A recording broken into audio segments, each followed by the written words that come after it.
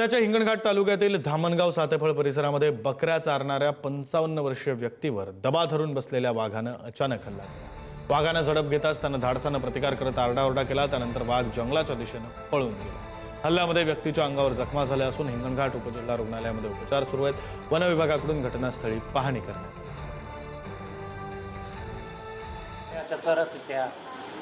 चालता चालता असा मी उभा होतो, तो धावत चला आणि पाठीवर उभा झाला आणि मला पाडलं खाली। मग मला फडफडूच नाही दे, तो उठाले करू मी उठूच नाही दे। मग अशाने उठलो तेव्हा त्यानं सोडलं हे मार आणि असा उठून पळाला। मग मी कला करो वाघ आहे। मग बकऱ्या उठून पळाल्या तिकडे। मग मी गेलोच राहायला नाही, पकड म्हणलं एखादी नाही बघा। मी फॉरेस्टवाल्याला फोन केला। फॉरेस्टवाले म्हणजे मला फोटो काढ आणि फोटो टाक। मी फोटो टाकले फॉरेस्टवाल्याला। त्याच्यानंतर त्याला दवाखान्यात घेऊन आलो 1 महिन्या अगोदर। आणि त्याच्यानंतर त्याच्या अगोदरचे फोटोही माझ्या वावरातून गेलेले, त्याचे पंजाचे फोटो मी फॉरेस्टवाल्याला टाकले होते।